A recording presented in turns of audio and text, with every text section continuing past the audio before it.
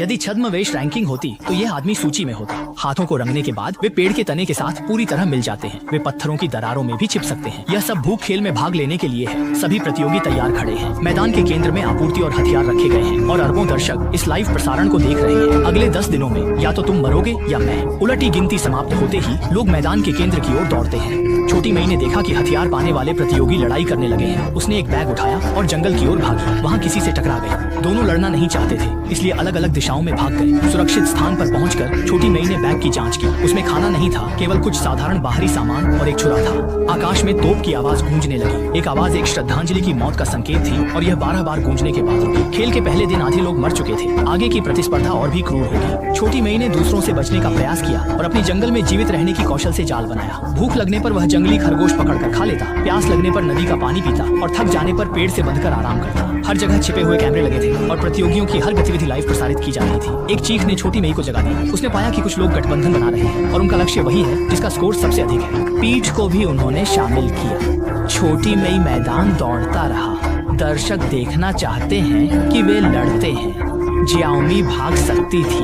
आग का गोला उसका पीछा कर रहा था।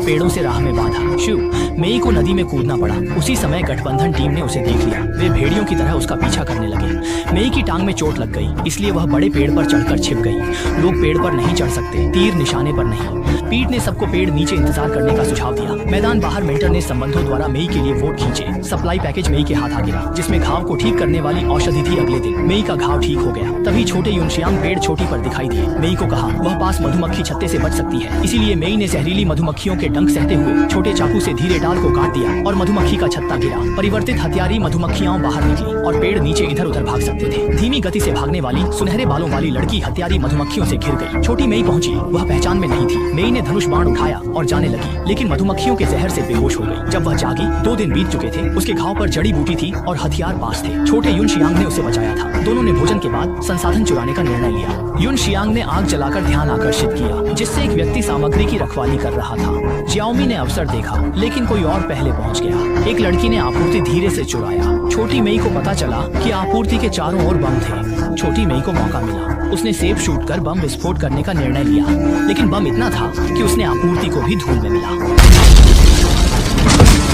खाली हाथ लौटे प्रतियोगियों ने सामग्री नष्ट देखी और पहरेदार की गर्दन मरोड़ दी, जिसे अस्थायी गठबंधन ताकतवरों की चाल है।